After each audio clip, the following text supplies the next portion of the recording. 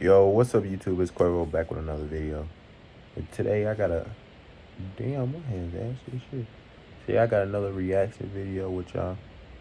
It's called Moment When His Wife Accidentally Slips Up the Truth. Oh, before we get in the video, I seen a comment on one of my videos that said if you're reacting to a video, you shouldn't pre-record it and then react to it. Bro, I never in my life watch none of these videos. And I don't pre-record. It's recording at the same time. The video is literally recording right now. Like, soon as I click play game, the video is gonna play as I'm watching. What am I getting out of pre-recording content, bro? Or a video? Might as well just react to it. If I look at it first and then record another video to it, there's no point. I already watched the video. Like, bro, I don't know. Niggas be tripping. Ah, man! Timmy, stop! Please, Timmy, I'm dying! No, please! Stab in my neck, man! After a vicious attack by his wife Tempest, 27-year-old Vincent Taylor escaped in a desperate bid to save his life. But what followed next turned his entire world upside down. He pushed me so far that my feet come off the ground and I'm laying on the ground. He got on top of me and started punching me repeatedly. Once the victim, now a suspect, what appeared to be a minor slip-up revealed a reality far more terrifying than what anyone could have imagined. So I'm trying to chase him to get my phone after he's already assaulted me. And I went and grabbed my knife and I hit at him. You're portraying him as an abuser. Most abusers don't run from the fight. If she's chasing him with the knife, then there's no defense to that. She's not the victim in that case. And she's chasing him up and down the street. I'm gonna kill you. Because I'm taking my... I'm gonna kill you.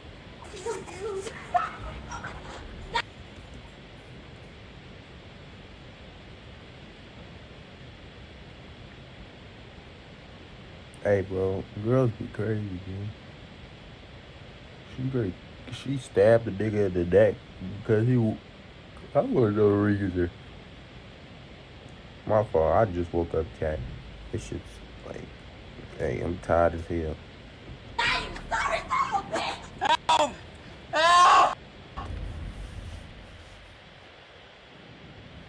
On January the 18th, 2020, at 9:30 p.m., police received a chilling 911 call from a neighbor reporting hearing a man desperately shouting for help. Little did they know, this was only the beginning of one of the most disturbing cases they'd ever encounter. When officers arrived, they were first met with a woman whose husband was allegedly noticed running on streets and screaming. Yeah, what's going on? My husband and I got into it and my kids are upstairs in their room, but he was coming at me. I'm clearly not able to move this. Let's go in the house. Let's go in the house. I don't want my kids to. Well, I ain't standing out here in the rain. As soon as they stepped into the house, the officers found Tempest standing on crutches. She seemed anxious, and without waiting for questions, began explaining what had happened. Hey, what happened tonight? It's been all day. All right, calm down. Calm down. Come sit down on the couch, all right? She's on crutches, and she then begins to explain that she and her husband had an altercation. I come downstairs and he's packing all his stuff. Get out. I'm leaving. I said, okay, fine, then leave. And he gets in my face again. He's foaming at the mouth. I said, see, that's why I can't talk to you. You were just so aggressive like a rabid dog. He pushed me so far that my feet come off the ground and I'm laying on the ground. He got on top of me. If he's leaving, why would he get in your face? That's what she cooked herself already. If he's leaving, what makes him want to get in your face? Me and started punching me repeatedly. Punching you where? On my arm. I was like this in prayer position. So he's pushing me and pushing me and punching me, and he punched me in my face, and I said, I cannot see. the person Tempest alleged to have brutally beaten her was none other than her own husband, Vincent. This is not the first time that I had to call the police on him, and he got arrested for that before. What she's telling the officers is that I'm the victim and Vincent is this big bad boogeyman. You have any marks, cuts or anything on you? I want to take a look at your arms. You said he bit you right there? He bit me on my side. Okay, I want to look at your face, so close your eyes. As the officers examined her injuries, they noticed something strange. Despite her story of a vicious attack, they couldn't find any wounds that matched the severity of what she described. However, then she slipped up and revealed such information which blurred the lines between a victim and attacker. So I'm trying to chase him during my fall after he's already assaulted me. And I went and grabbed my knife. And I hit at him. Do you know where you stabbed him at? I didn't see anything. I just Okay. was trying to get him off. She doesn't know. In just seconds, Tempest's story flipped, and she wasn't only a victim. She was also the attacker, having stabbed her husband multiple times. But why? Her version of events weren't adding up, and the police knew they needed to find Vincent, who had likely been severely injured after the attack. They quickly started searching for him, and it didn't take long before they received another 911 call, this time from DeKalb County. This call came in shortly after the first 911 call made by the neighbor, and it brought some serious news that would soon lead them to the shocking truth. They need police and ambulance at this gas station because there is a man who is severely injured and he needs help. When EMT arrived at the gas station, the male was bleeding. He did have a small puncture wound on the left side of his collarbone. After running the plates on the car, the police confirmed that the victim was actually Vincent Taylor. He was rushed to Grady Memorial Hospital, but despite the efforts to save him, he was pronounced dead at 10:46 p.m. When the detective told me over the phone that my son was in critical condition with a knife wound to his neck, I can't explain to you how I knew, but I knew he was dead. I knew it. I could feel it. I remember dropping the phone. I remember dropping to my knees. I'm not sure how I got there, but I know I drove, but I don't remember the trip. I remember they let me see him, and when I viewed the body, he was like he was sleeping. He was in the same clothes. And I saw him and I passed out. I just. That's sad, bro. His dad got because his girlfriend is mad at you. What would she possibly do? Never mind, man. Feel like that, baby. Just passed out. Back at the scene, Tempest was detained and taken to the Clayton County Police Station for questioning by detectives. Meanwhile, the officers who remained at the scene began talking to the neighbors, trying to gather more information. I've gotten a verbal statement from her, which is, I heard screaming, so I called the police.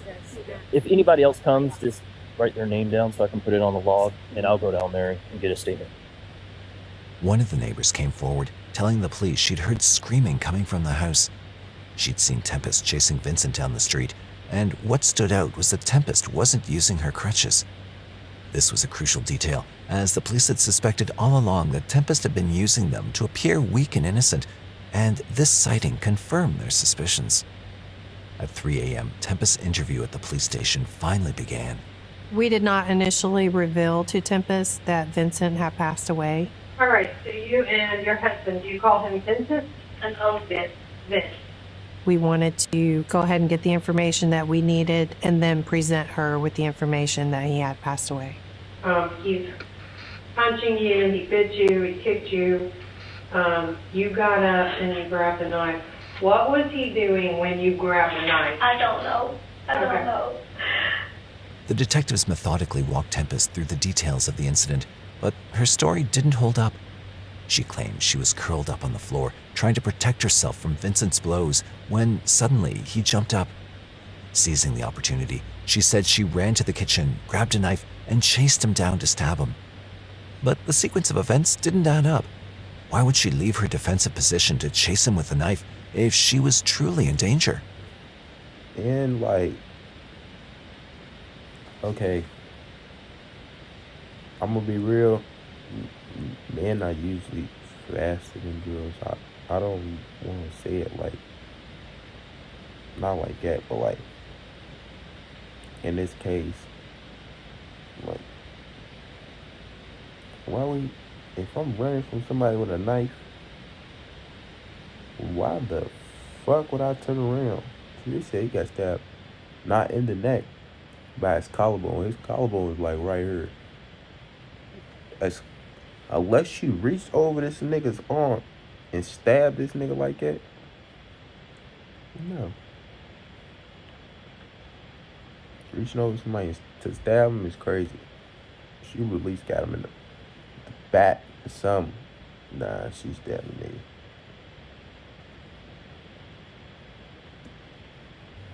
The inconsistencies in her story raised serious doubts, making it clear that something was seriously off. So you said you were outside. What happened outside? I don't remember. That's where the incident happened, where I hit him with the knife, but I don't remember. Okay. So you get the knife from the kitchen. Mm-hmm. You don't remember what happened, but when he tells you, you hit me, you're outside. That's correct. Okay. Tempest explained that the stabbing actually took place outside as she chased Vincent down with a knife. But her story didn't add up. If she'd been chasing him, it clearly contradicted her claim of self-defense. An abuser doesn't run away from their victim. They silence them or overpower them. But if Tempest was actively chasing Vincent, it was obvious she wasn't trying to protect herself. On the contrary, it seemed like she was intentionally going after him, which raised serious doubts about her version of events. Well, we're just going to regroup and check with the officers that are on scene and see if they have anything else for us, and then we'll come back in. Okay. Okay. Do you need anything? Even after all the drama that Tempest put on, detectives weren't ready to buy her story. If Tempest was truly a victim in this ordeal, something didn't add up, raising serious questions. What could have led to such a violent outcome? All right, so Vince did not survive his injury. Excuse me? He passed away. No. When I get serious.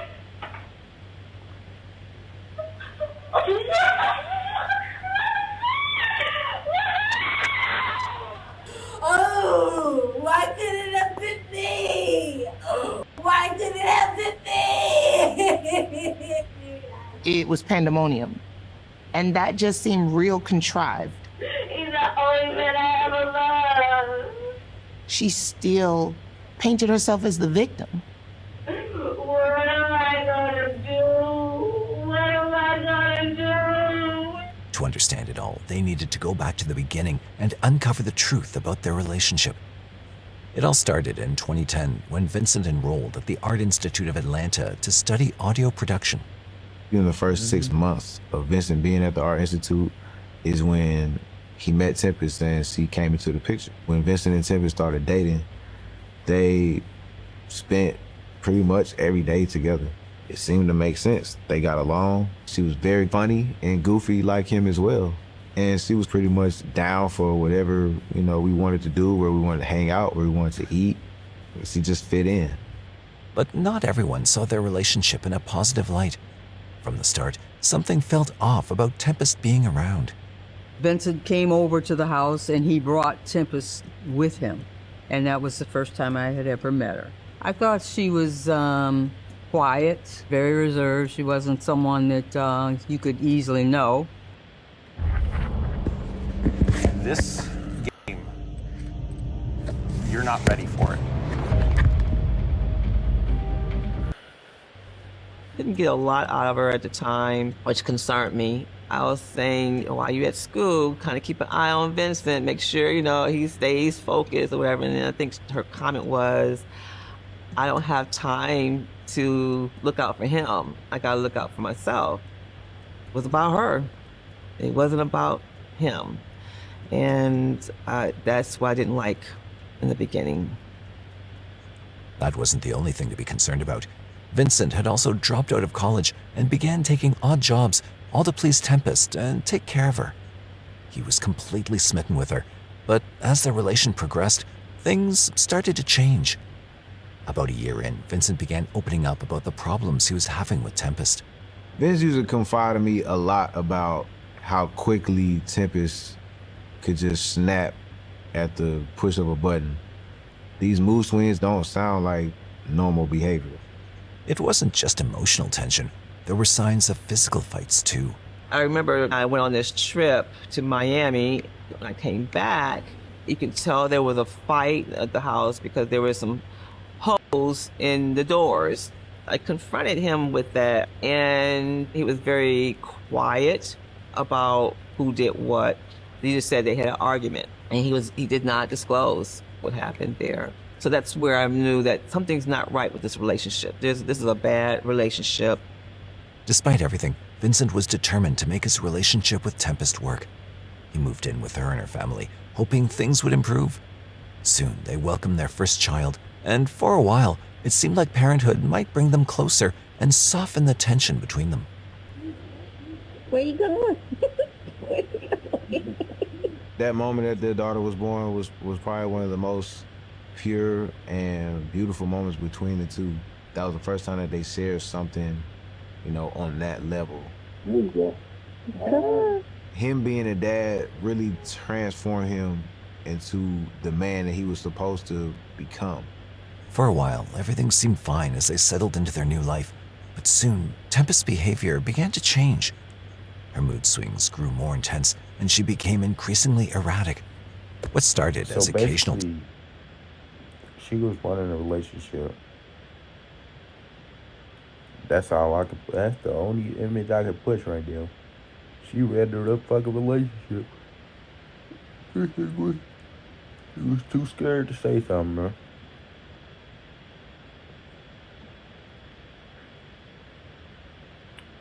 Yeah, that's pretty much what happened. Tension soon turned into daily abuse, with Tempest beating Vincent almost every day. But things were about to take a darker turn. One day, during a heated argument, Tempest took it too far. She hid Vincent's car keys and did everything she could to stop him from going to work. Vincent called me. He was like, "Dad, she's jumping on my car. She won't move out the way. I can't get to work. And I'm helpless. I mean, I'm at work." His boss didn't really have any more room for excuses. He ended up losing his job. I just don't understand how somebody could love somebody and then do the things that Tempest did. I feel like she had a lot of control over him, almost like he was in a trance at times. And I felt like she could hurt him. Everyone could see the danger Vincent was in, but despite all the problems, he chose to stay with Tempest. In the winter of 2016, Vincent reached a breaking point. He called his mother, Robin Brown, telling her he was exhausted and couldn't take it anymore. He wanted a divorce from Tempest. This gave his family a glimmer of hope, as they thought he would finally be free from the toxic relationship and could start over. Robin, who owned property in Rex, Georgia, offered him a place to stay and assured him that she'd help him fund a lawyer for the divorce. This offer seemed like a fresh start for Vincent, and he felt relieved and optimistic about the future. But just when it seemed like things were looking up, everything came crashing down. And 1 week later, she moved in. And he says, "Mom, I'm not moving forward with the divorce." Okay, here we go again. It was just a vicious cycle that he was in. He couldn't get out. He was determined that no matter how bad it is, I'm going to keep trying to show her I love her and I love the kids. He did not want to be divorced like I was. And I think that's where I wish me being divorced did not influence his decision as he got older, that he didn't want his children to be in that environment. Vincent felt trapped in an endless cycle. He just couldn't escape. A mere 2 months later, he confided in his grandmother, Linda, about how tired he was of Tempest's erratic behavior. Desperate for peace, he asked her to leave, but Tempest's response was clear. She wasn't going anywhere. In a fit of frustration and anger, Vincent called the police, hoping they could intervene and make her leave. But what he hoped would be a solution turned into a nightmare. She said, well, I'm not going anywhere. And so he called the police. When the police got there, one of the police officers just asked her point blank, did he hit you? And yeah, he hit me. And they haul him off. He didn't have money for an attorney. He ended up pleading guilty. So he couldn't get a decent job with this type of black mark on your record. Months after, when Vince was on probation, she turned around and She tells... ruined this nigga's whole life. Yo, what the fuck? Nah, I ain't think his story was gonna be this crazy. Nah, she's wild. I ain't gonna lie. What the hell? She really need to be gone for a minute. My sister-in-law, he didn't hit me. I just said it to get him locked up. And that's why Vincent stopped calling the police for help, because he felt that they would believe her and he'll be the one getting arrested. Even after Tempest's alleged confession, she never retracted her statement to the police. She continued to play the victim, a role that terrified Vincent the most, as it made it even harder for anyone to believe his side of the story. Feeling completely helpless, Vincent turned to his father, Vincent Sr., for support. He called him, explaining how Tempest's constant aggression was breaking him down, and he didn't know how much longer he could take it. Vincent Sr. brought him to his home, offering him a safe place to stay, hoping he could find some peace and relief. But even there, things weren't as simple as they seemed. Do you know, midnight he ran out my house and went back over to her? That hurt me. You hear me? That hurt me. I knew without a doubt he had no idea how much danger he was in when I did. By 2018, Tempest had become increasingly difficult for Vincent to handle, especially when it came to spending time with his family. She wouldn't let him visit his parents without getting incredibly angry, and this constant tension pushed Vincent to distance himself from his loved ones. He stopped meeting with them, thinking it would keep the peace at home. But in doing so, Vincent made one of the biggest mistakes of his life. The longer that they were together, the more she got to know him and really master his insecurities, she would use that and throw it back in his face, bullying him into thinking that he wasn't enough. If he threatened to leave, she would threaten to take the kids away, tell him that he wouldn't be able to see his kids if he left. Like, if Tempest was to take those children away from him, I'm afraid he wouldn't feel like he had anything to live for. On January 18th, 2020, at 10:30 a.m., Vincent knocked on his father's door, but when his father opened it, he was stunned by what he saw. At 10:30 in the morning, my son knocked at my door. When I answered the door, he was crying. He was scratched up real bad. He fell right into my arms. I was holding him. It's like, what's going on? He just, immediately just said, she's just so mean, Daddy. I said, who's mean? What's going on? He's like, Tempest, she didn't want to come, so she didn't want me to come. And she was mad at me for leaving, and she just started fighting me, and she kicked me in my groin, and it still hurts, Dad, and I just can't do it anymore.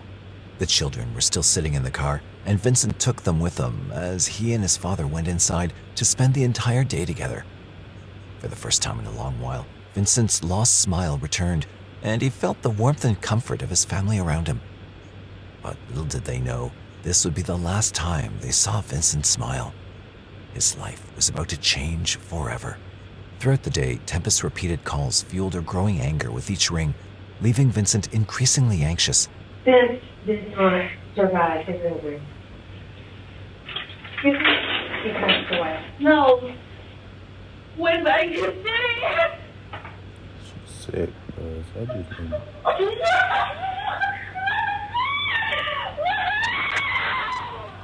Oh, why did it have been me? She's putting on this crazy Why ass did facade. It's just sad, bro. I ain't gonna lie to you.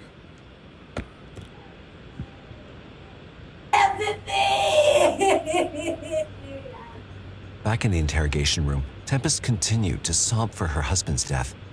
However, detectives had already pieced together enough evidence to reveal the truth. Vincent had been a victim all along, and Tempest was the real abuser. On the night of January 18th, her uncontrollable anger reached its peak, leading her to stab Vincent numerous times as he begged for his life. Despite the conflicting versions of events she tried to present, Tempest was charged with voluntary manslaughter. These situations are never easy for any of us, okay? Unfortunately, we do have to charge you, all right? Okay. So this is what we're going to do. We're going to handcuff you from behind, and we're going to take you to the squad. That's how much I was paying. However, the police knew they needed more evidence to build a stronger case against her. They obtained a search warrant for Vincent's vehicle, hoping to find something that would reveal more. We were able to locate 3 cell phones inside there. One belonged to Vincent, one belonged to Tempest, and one belonged to their younger daughter. What they discovered on his phone painted a clear picture of the abusive relationship between Vincent and Tempest. In Vincent's phone, we found several text messages between him and Tempest. It appeared that their relationship was very volatile. A lot of name calling and back and forth, a lot of jealousy. The picture was that Tempest was not this shrinking wallflower that she wanted everyone to believe. It wasn't true by the conduct. It wasn't true by the text messages. It wasn't true. Just 8 months later, while Tempest was awaiting trial, she was released on bail. This decision angered Vincent's family, especially as Tempest began flaunting her freedom on social media. She went back to living a normal life as if nothing had happened, which only made things worse for the family. We did get several calls from Vincent's family. They were struggling. They were struggling because they were trying to process their grief while watching her live her life. After 3 long years, the time for final justice arrived when a trial date was set for December 2023. The prosecutors began reviewing and collecting data from Tempest's phone using new technology and software, and what they discovered was shocking. They were able to retrieve a horrifying recording from the day of the murder, one that revealed the chilling truth about what had really happened and shook everyone. No one will ever take care of you like I take care of you. You're a horrible person. They're gonna tell the kids that I hurt them. You hurt them. I need my phone. No, this is Need not my your phone. This is hers. It's not. My I credit. bought that phone. I bought all these phones. Give me my phone. Stop! I'm not even touching you, girl. Watch out. Didn't you get in trouble for that with the police before for taking the phone out of my hand? I don't give When a. you using me? I wasn't abusing you. You're abusive. I did nothing to you. I have not done anything to you. You just want to fight me. No, I don't. I want to leave you. Then leave. That's what I'm doing. He was convinced in his mind that, yeah, this is never going to change. This is where we're going to be. And he really was going to leave. And I don't believe that she was going to allow that to happen. I'm going to kill you. Because I'm taking my. I'm going to kill you. You. Now you sorry, son of a bitch. I'm going to kill you. Tempest, chill, bruh. No. Tempest, chill. Tempest, chill, man. Please, man, chill. No. Stop. Stop. Who do you think I am? Stop. Who do you think I am? Stab in my neck, man. Vincent ran as fast as he could, hoping to reach his father for help, but it was already too late. He wasn't able to save himself that night. It was very hard to understand how she didn't care. With the new irrefutable evidence from the recording, Tempest's charges were upgraded to malice murder, felony murder, aggravated assault, and possession of a knife during the commission of a felony. After an agonizing 3-year wait, in December 2023, Tempest was finally found guilty. She was sentenced to life in prison with the possibility of parole, bringing a sense of justice to Vincent's family, although the pain of their loss would never fully go away. I'm looking at the reaction of the verdict. I think she thought she was going to get away with it. It was deserving. I'm just happy that, we were the voice for Vincent and we got justice. I can tell you with all honesty that it still hurts. Damn. And that I will never. Hey, that's crazy, bro. Do not let the. Hey. Run, nigga. If y'all got, let me be the voice for you, nigga. Hey, if y'all going through some shit like this, get gone, bro. Please. And do it fast, too. Wait till she leave. Grab all your shit. Go, nigga. Wait till she leave. She think you gonna be, nope. Grab your shit, get the fuck out of there. drive your shit as far as possible from her. Then, after that, block all her shit. Next thing you know, you send divorce papers to her motherfucking crib, alright? I'm just telling y'all facts. Look, you send divorce papers to her shit, right? Then, look, after you do that, she can't do nothing to you now.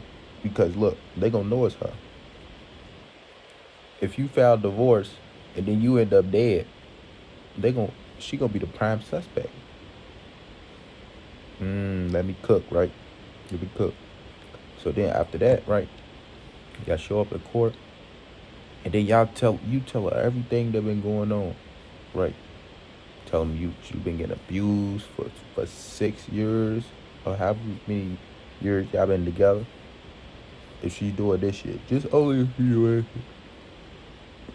I'm going to court and telling people they abuse you if you ain't doing shit, alright? So tell her everything. No, actually, you tell the police as soon as you get away from her. And then get her ass locked up. And then you want a divorce. Get to keep your kids. And you straight. Lifeless Quavo. That's what I'm gonna call that. If you're new to my channel, subscribe, turn on post notifications, like the video. I'm out.